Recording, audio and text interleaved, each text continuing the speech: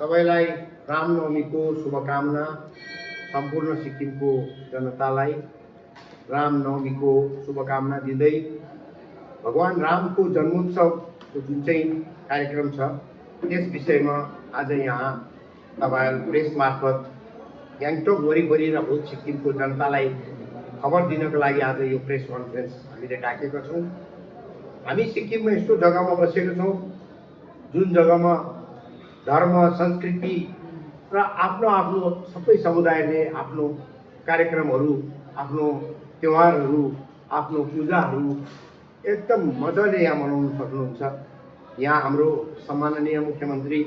श्रीमान प्रेमसिंह तामाङको एउटा भिजन रहेको छ कि जम्मै समुदायले, समाजको जति समुदायहरू छन् सबै समुदायले आफ्नो आफ्नो सांस्कृतिक, आफ्नो आफ्नो धार्मिक, आफ्नो आफ्नो सामाजिक कार्यक्रमहरूलाई बडा धुमधामले गर्नु सकोस् भनेर उहाँको जुन सोच छ त्यो सोचलाई अघि बढाउँदै र सिक्किममा शान्ति र आज जुन दुनियाँभरमा जुन अशान्ति भइरहेछ त्यसको निवारणको लागि हामी एउटा शान्तिको लागि रामनवमीको 9 दिनको हामी पूजा यहाँनिर हामी गर्दैछौँ र त्यसको सुरुवात चाहिँ 26 तारिक बेलुका 5 बजी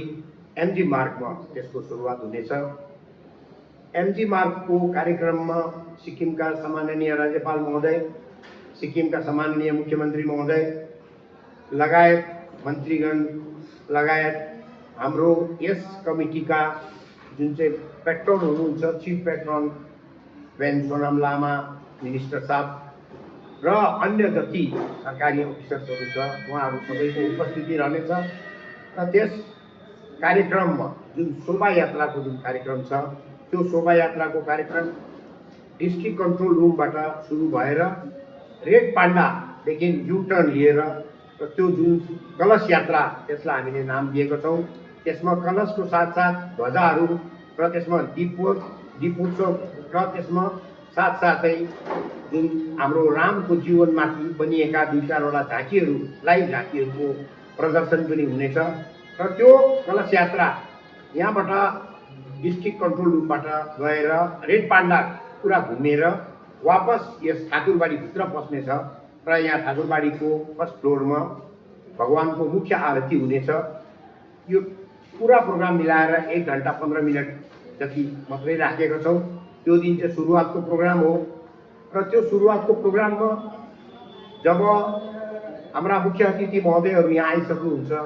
त्यति बेला त्यहाँ शङ्खध्वनि, नौमती बाजा र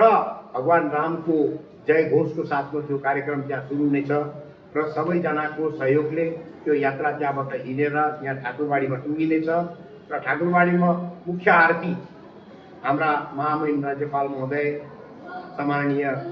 मुख्यमन्त्री महोदय आदिको कर कमलबाट हामी त्यो आरतीको कार्यक्रम गर्नेछौँ र त्यसको पश्चात यहाँ प्रसादको कार्यक्रम छ, भण्डारा लङ्गरको कार्यक्रम पनि छ र जतिजना यस कार्यक्रममा भाग लिनुहुन्छ उहाँ सबैले यहाँ प्रसाद ग्रहण गर्नु सक्नुहुनेछ। हाम्रो यो कार्यक्रम 27 तारिकदेखि 9 दिनको रामकथा, रामायण कथादेखि फेरि कन्टिन्यू रहनेछ 9 दिन बेलुका 3 बजीदेखि 6:30 बजीसम्म। त्यस रामायण कथामा रामको जन्म, रामको विवाह, रामको वनवास गमन, रामको सबरी प्रेम, त्यस्तो प्रकारका अलग अलग प्रसङ्गहरूमाथि सधैँ प्रवचन कार्यक्रम र झाँकी आदि त्यसमा चल्नेछ र एभ्रिडे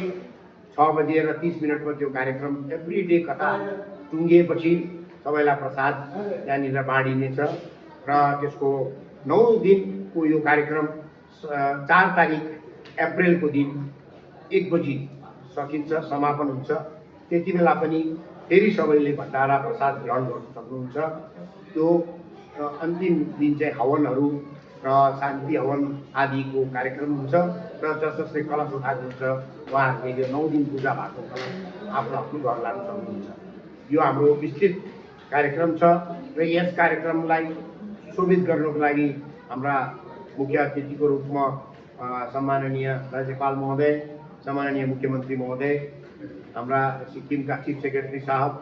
डिजिपी साहब, जिओसी साहब लगायत धेरै हाम्रा अतिथिगणहरू पनि यहाँ पाल्नेछन् र तपाईहरुको माध्यमबाट हामी यो सन्देश दिन चाहन्छौं कि त्यो दिन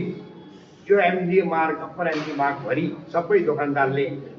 11-11वटा दिया आफ्नो दोकान अगाडि जलाइदिनु भयो भने त्यो शोभायात्राको अझै एउटा राम्रो रूप देखिनेछ र त्यो शोभायात्रा सबैले यसको आनन्द पनि उठाउन सक्नुहुनेछ। यो हाम्रो यो सन्देश तपाईँहरूको माध्यमले सम्पूर्ण जनतासम्म पुगोस्।